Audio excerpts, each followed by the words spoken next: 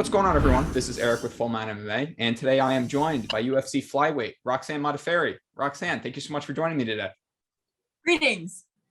So real quick, big news. Congratulations on getting engaged. I saw the video. It happened at the Titan FC 73 event right after your fiance's fight. What was that experience like? That was awesome. It was very memorable, very epic. You know, I kind of always daydreamed about getting proposed to in the cage.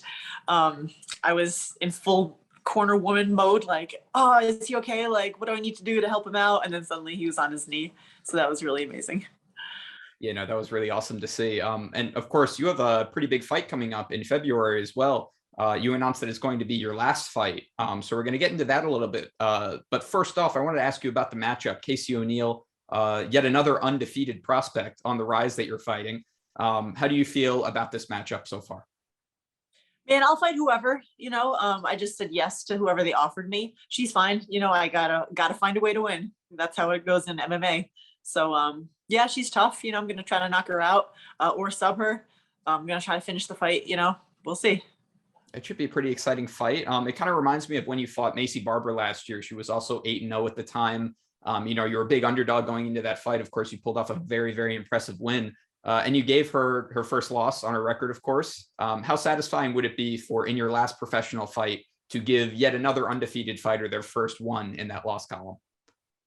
You know, that it's, I don't know, it doesn't mean as much to me as I thought it might mean. I really just want to do the techniques that I trained to do in the fight. So if I hit her with a bunch of things that I've been practicing, that'll make me super happy and win, of course. Of course, of course. And then I can call myself the Zero Snatcher. I know you're kind of the spoiler in a lot of ways, and with some of these matchups that the UFC has you up against. I do like them. Yeah, no, it's a really cool position to be in. You also announced that this would be your last MMA fight. I know you cited saving your brain health, which is of course what Felicia Spencer talked about when she came into retirement earlier this month. Oh, really? Okay. Yeah, I believe that was her reasoning. But I was wondering if, you know, a lot of people kind of fall out of love with the process of fight camp, you know, cutting weight, obviously just grueling training camps. I was wondering, how easy was this decision for you to make? Have you kind of fallen out of love with the process a little bit? Yes, but it's because of my body. Like, I'm not bouncing back. Everything hurts every day. You know, and then when I started getting headaches, I was like, all right, we got to call it. So I, you know, I'm wearing headgear now. So it feels way better, but I don't want to mess around, you know? So I knew that this would have to be my last one. So it was actually way easier. Like, if I was totally healthy and strong, like, I wouldn't want to stop, you know? But now that, like, I'm getting affected, like, don't get me wrong though, I'm going to go into this fight full blast, like, as strong as I've ever been, as good as as better than I've ever been, and stronger than I've ever been. And then that'll be it. Of course, of course. Do you think that this might be, you know, kind of the new norm? You hope, at least for MMA fighters, is, you know, retiring maybe a little bit. You know, we see a lot of fighters, especially, you know, back a couple of years ago, that are retiring, you know, in their mid 40s, you know, maybe past their prime a little bit, you could say. Do you hope that more fighters might take a page out of your book, out of Felicia Spencer's book, retire a little bit younger before some of these issues might start to set in? I'm not that young, but in regards to brain health, I don't know. Like, I was thinking about that. It's a very interesting question. So fighters are starting younger because, like, the UFC fans put their kids in jiu-jitsu and stuff. So now all these young kids are coming up, like, waiting until they're like 17 to debut, and now they're like little monsters. So I'm just wondering if that means that fighters are going to have a longer career span, or if they're going to make their money young and then retire younger, or if the medical science is going to allow them to stay healthy for longer. So I don't really know. I think it's just, we'll have to wait and see. Yeah, definitely. And what does a post-retirement life look like for you? I would imagine you still want to be involved in MMA, or at least martial arts in some way, shape, or form. I'm going to train jiu-jitsu every day. That's going to be great. Can't wait for that. I'm going to get a day job, I hope, you know, look for that. And then do jiu-jitsu competitions. So I'm excited for jiu-jitsu. Jiu-jitsu! What kind of day job are you looking at? You going to go back into teaching? That's a secret. Oh, well, we'll look forward to that then. Maybe you can give me the scoop on that when you are ready to announce. Okay. I know because I listened to your interview with Ariel Helwani, I think 4 or 5 weeks ago. You mentioned that you wanted to be remembered in your legacy as a true martial artist. And I think that's absolutely something that will happen. But for me Yeah. personally, I think I'll remember you as somebody who takes any fight against any up and coming challenger, against any opponent. You're, I kind of mentioned this before, often asked to play the spoiler role. You did so against fights like Macy Barber, Antonina Shevchenko. So is that kind of a moniker that you accept if people give it to you, kind of like this women's BMF in a way? Heck yeah. And Awesome. I also wanted to get your reaction to your teammate Jordan Leavitt's win this past weekend, because he talked about what an inspiration you are to him. He pulled off that awesome inverted triangle choke. It seems like he's going to be a fun prospect to watch, right?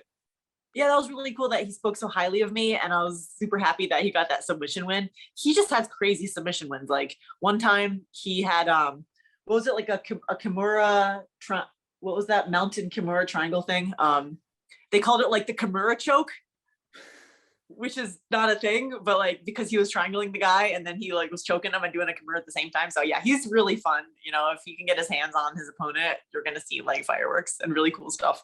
Yeah, and of course that slam win over Matt Wyman. I mean, he's a really, really exciting prospect to watch. You think he's somebody, maybe potential future champion there? Yeah, absolutely. He came back to the gym today and gave me some advice. He's one of my wrestling coaches, actually. That's pretty cool. Is that kind of something that you might look at? He kind of alluded to you as a bit of a mentor to him when he came to your gym.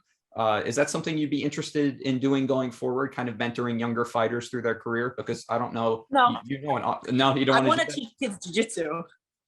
Oh, but, kids specifically? in order to teach MMA, like you got to do MMA, and I don't want to get hit in the head anymore. And I'm too old to wrestle. So, yeah, no, I'll do kids.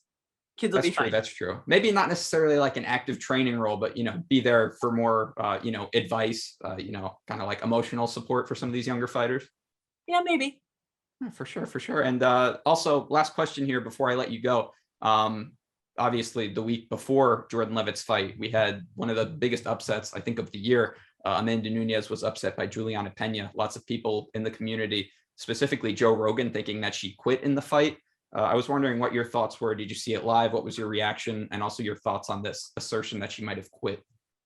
I did see it live, mostly because people were standing in my way, but I saw most of it live. Man, everybody's human. I thought Joe was actually kind of a little mean with how he said those things. Anybody can lose or win at any given time. She looked flustered, I've had fight camps that weren't amazing and I was like, I'm going to win anyway. So I don't know, but I don't think my personal problems came into the fight. I know some people do have personal problems come into the fight. She had mentioned like stuff was going on and she's going to get her crap together and come back. Whatever. Julianna won on that day. Maybe Amanda did give up. She tapped. It wasn't under her chin. Maybe her neck was getting cranked. Like, who knows really? I think we'll just have to admit that Julianna was the better fighter on that day and then see what happens if it happens again. Of course. Roxanne, I can't thank you enough for your time today. It was great having you on. Before I let you go, I wanted to give you the floor now. If you have any shout outs, any teammates, sponsors, personal things you wanted to promote, I'll give you the floor. Cool. Thanks. Thank you to all my fans. Thank you to Johnny Parsons, the Sluggernaut. He's my Muay Thai coach. We're working a lot together. My boyfriend, Chris Robin, awesome jiu-jitsu. Yeah, other stuff I can't think of right now, but thank you. Awesome. Well, Roxanne, thanks again. Hope you have a happy holidays. And yeah, I can't wait to see this fight on February. Thank you so much. Hey everyone, thanks for watching this video. If you like our content, be sure to subscribe to Full Man MMA. And while you're at it, make sure to hit the bell icon as well so you never miss an update from us.